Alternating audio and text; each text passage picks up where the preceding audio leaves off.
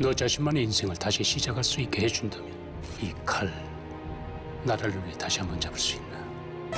지난 1968년 북한 침투를 목표로 만들어진 실미도 부대. 부대원들이 실미도를 탈출해 서울로 향하는 이야기를 담고 있는데요. 당신 임무는 우리를 평양에 보내는 거였습니다. 너희를 보내지 않고 죽이는 게 내 임무다. 대한민국 역사에서 지워지고 숨겨졌던 실미도 사건을 재구성해 큰 주목을 받았습니다. 일단은 한국 영화계에서 1,000만 관객은 초대박 흥행의 기준이 되는 어떤 숫자라고 일컬어지는데요. 지금까지 1,000만 관객을 동원한 영화는 총 28편이라고 합니다. 그 중에서도 한국 영화가 20편인데요. 그 첫 1,000만 영화가 된 작품이 바로 2003년도에 개봉한 영화 실미도입니다. 지금 현재 우리나라 인구수가 5천만 명 정도 된다 그래요. 그러니까 거의 한 국가에서 국민의 5분의 1 이상이 한 영화를 봤다는 얘기죠. 그렇기 때문에 사실 이런 현상 자체가 일어날 수 없다라는 게 기존의 정설이었는데 이런 정설을 바로 깨버린 게 바로 실미도였던 거죠.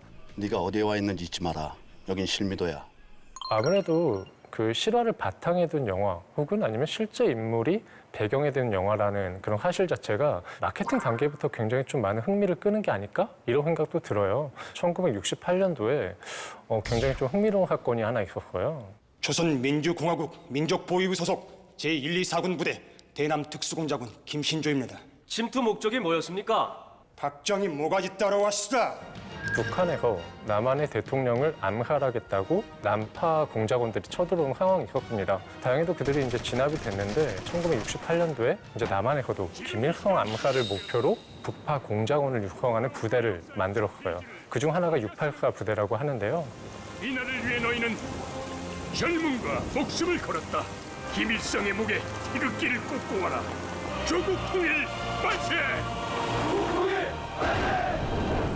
근데 정권이 어떤 상황이 바뀌면서 김일성 암살 작전 자체가 취소가 되고요. 이들의 쓸모가 갑자기 사라집니다. 우리 정말 처음부터 그랬던 거예요?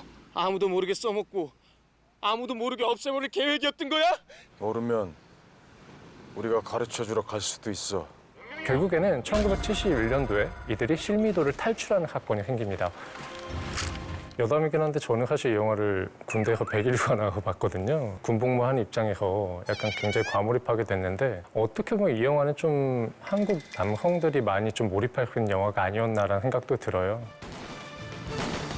왜냐하면 결국 군대 이야기이기도 하지만 한 시대의 체제 안에서 희생된 이데올로기와 개인의 대립을 보여준 영화이기 때문이 아닐까라는 생각도 드는데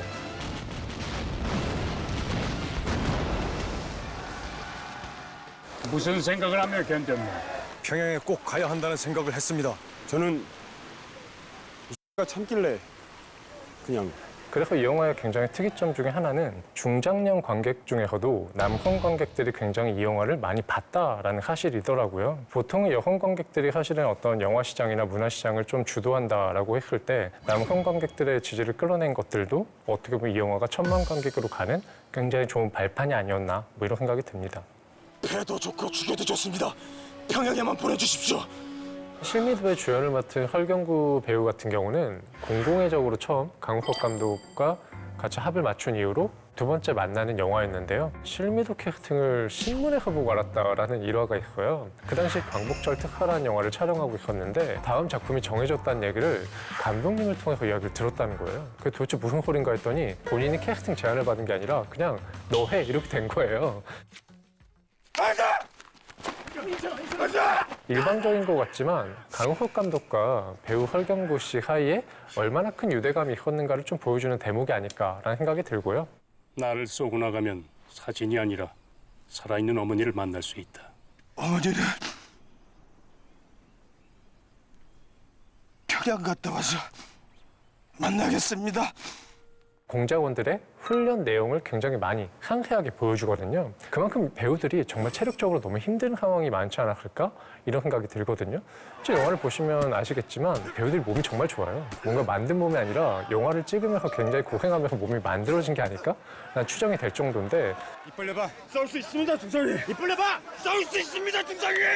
사실은 배우들이 영화에 출연하기 이전부터 많은 운동을 하면서 영화에 임할 준비를 정말 단단히 했다고도 하고요.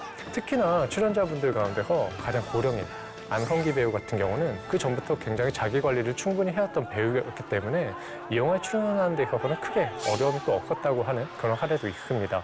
그래서 재밌는 건 이 영화의 주 무대가 되는 실미도 부대의 세트장인데요. 1000만 관객이 동원된 영화가 됐으니까 많은 사람들이 그 세트를 보러 가는 일이 생겼을 것 같아요. 실제로 제작비 거의 10억 원을 들여서 완공한 세트였는데 문제는 이 세트가 그 당시에 무허가 건물로 지정되는 바람에 다 철거되는 상황이 생겼다고 합니다. 만약에 철거하지 않고 그대로 보존을 잘 했다면 아마도 지금쯤 굉장히 많은 사람들이 찾는 관광 명소가 됐고 한국 영화 역사에서도 상징적인 어떤 위치로 남아있지 않을까 이런 생각이 듭니다. 돌아갈 곳이 있는 것도 아니고 돌아갈 방법이 있는 것도 아니고.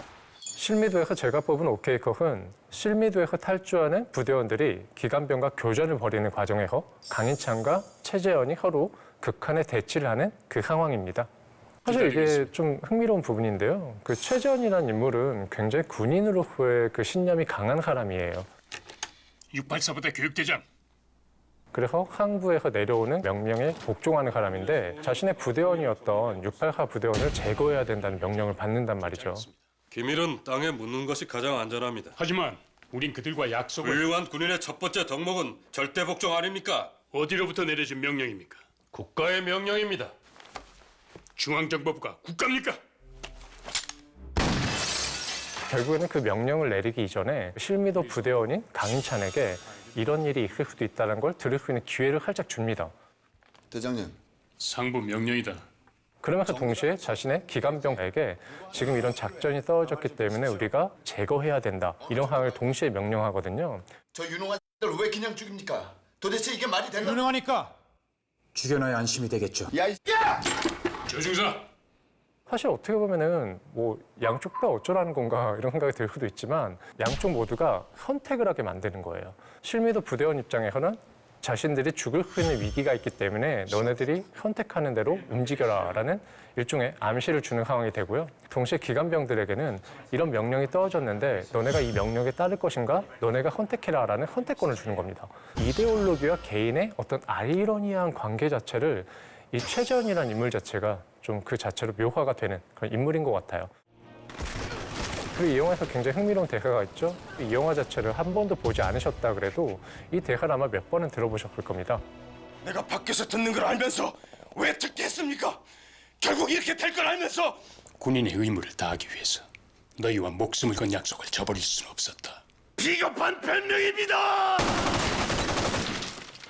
이 대사가 사실 어떻게 보면은 부조리한 시대나 그 모순된 권력에 던지는 일갈이자 바락 같은 그 자체로 영화의 심리를 대변하는 듯한 대사가 아닌가라는 생각이 들어요. 이 장면이 개봉했을 때 당시에는 되게 멋있는 장면이었는데 왜 갑자기 아무래도 영화라는 게 이제 워낙 유명한 이제 매체잖아요. 날 쏘고 가라. 아니면 내가 널 죽일 수밖에 없다. 영화 안에서는 굉장히 심각한 상황인데도 불구하고 매스미디어를 통해서 좀 흡당스럽게 많이 변화되는 어떤 상황들이 생기는 것 같고요. 그런 지점에서는 이 대사 자체가 이 영화에서 가장 아이코닉한 이상한 어떤 지점을 차지하는 대사가 돼버린 게 아닌가 뭐 이런 생각이 듭니다. 비겁한 변명입니다.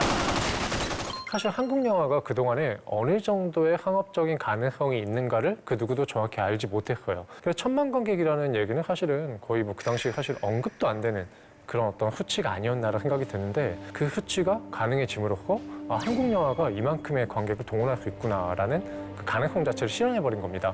실미도가 한국 영화의 어떤 산업적 지평을 넓힌 그런 의미가 있다. 한국 영화라는 가능성을 폭발시킨 첫 번째 내관이라고 정의하고 싶습니다.